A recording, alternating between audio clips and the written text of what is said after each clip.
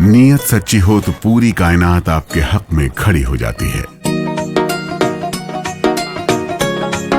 ਮਾਨ ਸਰਕਾਰ ਨੇ ਨਹਿਰੀ ਪਾਣੀ ਦੀ ਸਮੱਸਿਆ ਨੂੰ ਨਜਿੱਠਣ ਵਾਸਤੇ ਬਹੁਤ ਵਧੀਆ ਕੰਮ ਕੀਤੇ ਆ। ਸਾਡੇ ਖੇਤਾਂ ਨੂੰ ਪਾਣੀ ਪੂਰਾ ਲੱਗਣ ਲੱਗ ਪਿਆ ਜੀ। माझा, मालवा, दुआबा और पुआध के इलाके दुआएं दे रहे हैं। ਮਾਨ ਸਰਕਾਰ ਦਾ ਬਹੁਤ ਬਹੁਤ ਧੰਨਵਾਦ ਕਰਦੇ ਹਾਂ। ਇਸ ਜੂਨ ਜੁਲਾਈ ਜਦੋਂ ਝੋਨੇ ਦੀ ਫਸਲ ਹੋਊਗੀ ਇਹ 85% ਤੇ पहुंच जाएंगे। अस्सलाम वालेकुम नाजरीन, आज 28 जून है और मैं आपका मेज़बान नदीम अकरम हाजिर हूँ मिडल ईस्ट की 16 बड़ी खबरों के साथ। सीज़फायर के दावों के बीच अमेरिका ने ईरान पर फिर हमला बोल दिया है। ईरान के साहिली सैन्य ठिकाने निशाने पर हैं। हुर्मुज़गान में धमाकों की गूंज सुनाई दे रही है और तेहरान अब जवाबी कार्रवाई की बात कर रहा है। उधर लेबनान में इजराइल का नई डील को लेकर हिजबुल्लाह ने इसे सरेंडर और हकमियती से खिलवाड़ बताया। वहीं नेतन्याहू दक्षिण लेबनान में सिक्योरिटी स्ट्रिप बनाए रखने का दावा कर रहा है तो इजराइल ईरान को खुली धमकी दे रहा है। कुवैत, बहरीन और केशम द्वीप तक तनातनी और आग फैलती जा रही है। सवाल बड़ा है, क्या ये सीज़फायर टूट चुका है और मिडल ईस्ट अब एक बड़ी जंग के दरवाजे पर खड़ा है? ये तमाम बड़ी खबरें आपके सामने आपकी स्क्रीन पर होंगी, जहां पहली खबर देख सकते हैं। अमेरिका और ईरान के बीच सीज़फायर के बावजूद तनाव एक बार फिर बढ़ता दिखाई दे रहा है। अमेरिकी सेंट्रल कमांड का दावा है कि ईरान की ओर से एक तेल टैंकर पर हमले के जवाब में उसने ईरान के कई सैन्य ठिकानों को निशाना बनाया है। बयान के मुताबिक इन हमलों में radar system, air defence, drone, storage और कम्युनिकेशन इंफ्रास्ट्रक्चर को निशाना बनाया गया। वहीं ईरान के सरकारी मीडिया ने हुर्मुज़गान प्रांत में कई जोरदार धमाकों का ऐलान किया है। तेहरान का कहना है कि हमला दोनों देशों के बीच हुई समझौते का खुला उल्लंघन है। इसकी कार्रवाई का जवाब फैसलाकुन तरीके से दिया जाएगा। वहीं आप दूसरी खबर देखिए, हिजबुल्लाह का बड़ा हमला। हिजबुल्लाह के महासचिव शेख नईम कासिम ने इजराइल के बीच हुए फ्रेमवर्क एग्रीमेंट पर सख्त ऐतराज जताया। उन्होंने दावा किया कि यह समझौता लेबनान की हकमियती को कमजोर करता है और इजरायली कब्जे को लंबा खींचने का रास्ता खोलता है। शेख कासिम का कहना है कि इस डील के जरिए मुजाहमत के हथियारों को इजरायली वापसी से जोड़ दिया गया है, जिसे उन्होंने पूरी तरह नामंजूर बताया। उन्होंने यह भी दावा किया कि ईरान अमेरिका की पहले हुई में लेबनान में जंग रोकना और इजराइल की वापसी अहम शर्त थी, लेकिन मौजूदा फ्रेमवर्क ने बातों को नजरअंदाज कर दिया। वहीं इस मुद्दे पर लेबनान में सियासी बयानबाजी और एहतजाज भी तेज हो चुके हैं। वहीं आप ये तीसरी खबर देखिए, एर्दोगान का बड़ा हमला। तुर्की के राष्ट्रपति रजब तैयब एर्दोगान ने एक बार फिर इजराइल और ज़ायोनी सोच पर सख्त बयान दिया है। एर्दोगान ने कहा कि कत्लो गारत, कब्जे और तोसिए पर सवाल उठाए हैं। ज़ायोनी सोच और फिलिस्तीनी अवामी नहीं बल्कि पूरे तुर्की को निशाना बना रही है। उन्होंने ये भी कहा कि किसी पार्टी या सियासी फायदे की लड़ाई नहीं बल्कि तुर्की की सलामती और उसके मुस्तकबिल की जंग है। एर्दोगान ने इजराइल पर इल्ज़ाम लगाया कि मौजूदा हुकूमत के दौर में वे पूरे इलाके में खून खराबा और बेअमनी के जरिए बन चुका है, जुर्म कर रहा है और उसे रोकना बहुत ज़रूरी है।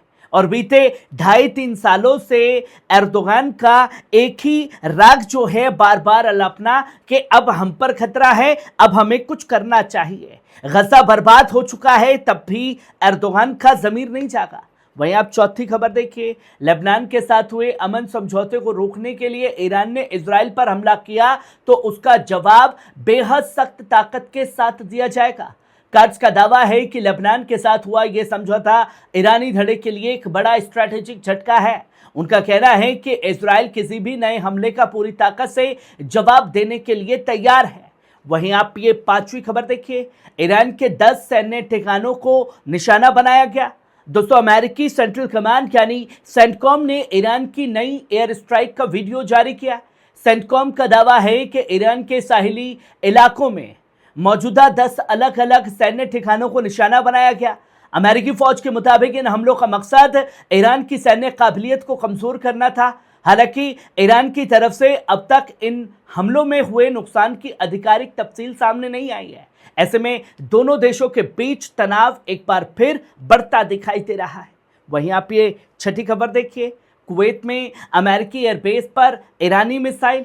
दोस्तों, एक्शन का रिएक्शन भी सामने आया है। जहां ईरान की एक बैलिस्टिक मिसाइल कुवैत में मौजूद अमेरिकी अली अल सलेम एयरबेस पर गिरी है।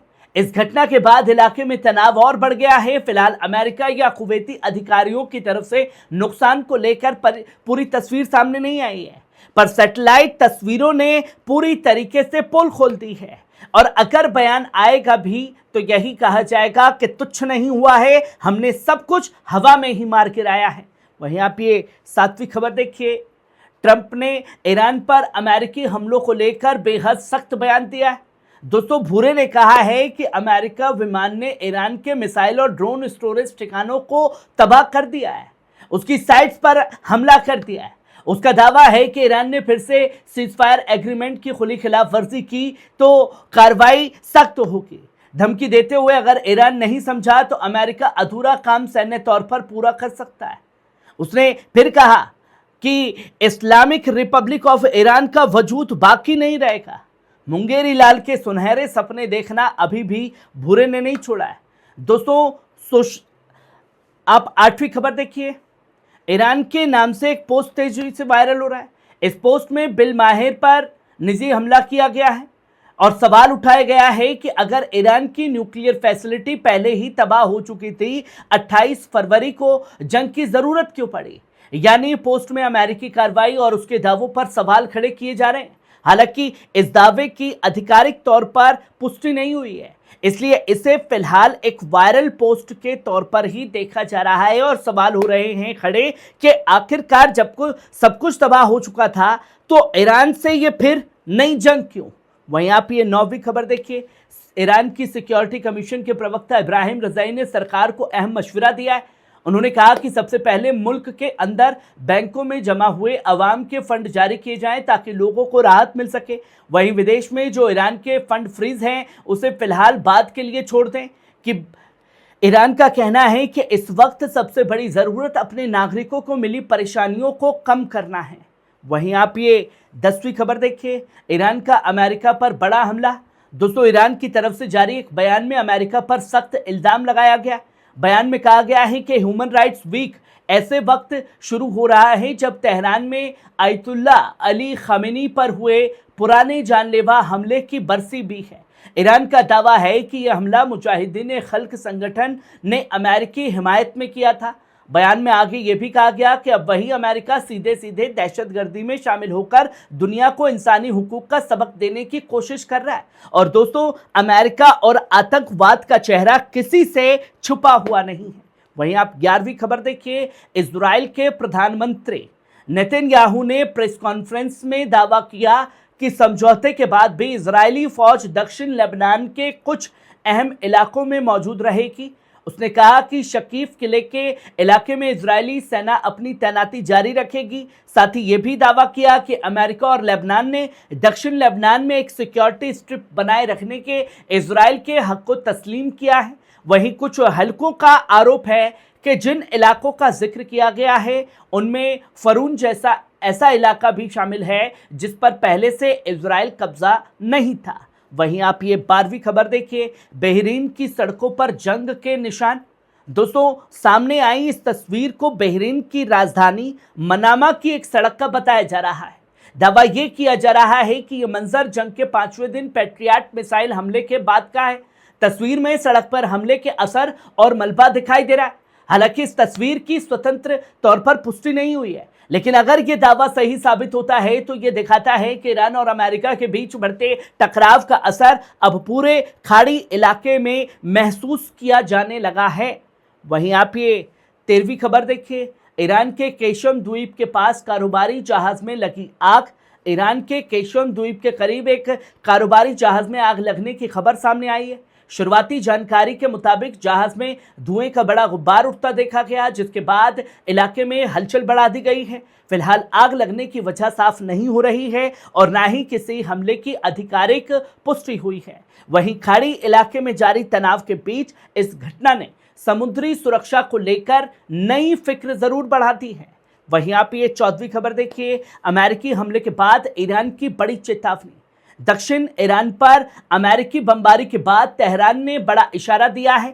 ईरानी विदेश मंत्रालय के करीबी पत्रकार अब्बास असलानी के मुताबिक ईरानी वार्ताकार स्विट्जरलैंड में अमेरिका के साथ चल रही टेक्निकल बातचीत को रोकने पर गौर कर रहा है। यह कदम आज सुबह ईरान के सिरिक इलाके पर हुए हमले के बाद उठाया जा सकता है। ईरान का कहना है कि बातचीत और हमले साथ साथ नहीं चल सकते। ऐसे में अमेरिका ईरान तनाव अब डिप्लोमेटिक मोर्चों पर भी और गहरा होता जा रहा है। वहीं आप ये 15वीं खबर देखिए, हुर्मुज के ऊपर बढ़ी अमेरिकी हलचल। दोस्तों, हुर्मुज के ऊपर अमेरिकी एयरफोर्स की गतिविधियां अचानक तेज होती दिखाई दे रही हैं। रिपोर्ट्स के मुताबिक सऊदी अरब से E-3G अवेक्स निगरानी विमान, तेल अवीव, अल उदीद और अबू धाबी से कई KC-135 एयर टैंकर, जबकि जॉर्डन में MQ-4C टाइटन निगरानी सक्रिय नजर है। इतनी बड़ी हवाई तैनाती के बाद सवाल उठ रहे हैं, क्या अमेरिका नई सैन्य कार्रवाई की तैयारी कर रहा है? हालांकि फिलहाल अमेरिकी की ओर से किसी नए ऑपरेशन का आधिकारिक ऐलान अभी तक नहीं किया गया है। वहीं आप आखिरी और 16वीं खबर देखिए, IRGC ने अमेरिका को दी खुली धमकी। दोस्तों, ईरान की रिवोल्यूशनरी गार्ड यानी IRGC ने अमेरिका को सख्त पैगाम दिया। IRGC नेवी के कमांडर ने कहा है कि सिरिक शहर पर अमेरिकी हमले से हुर्मुज पर ईरान का कंट्रोल या घेराबंदी कमजोर नहीं होगी। उन्होंने दावा किया कि नियम तोड़ने वाले जहाजों पर की गई कार्रवाई बाकी जहाजों के लिए एक साफ पैगाम है, सुरक्षित रास्ते का पालन करें। वहीं अमेरिकी सैन्य ठिकानों को लेकर IRGC ने खुली चेतावनी देते हुए कहा कि उनका हिसाब अलग होगा और आने वाले दिनों में अमेरिकी बेस जहन्नुम का सामना करेंगे, जो खुल्लम खुला ऐलान ईरान की तरफ से कर दिया गया है। दोस्तों, ये थी मिडल ईस्ट की आज की 16 बड़ी अहम खबरें। आपको कैसी लगी कमेंट बॉक्स में आकर के अपनी राय जरूर दीजिएगा, क्योंकि आप देख रहे थे पल पल न्यूज, आपकी खबर आपका भरोसा। शुक्रिया।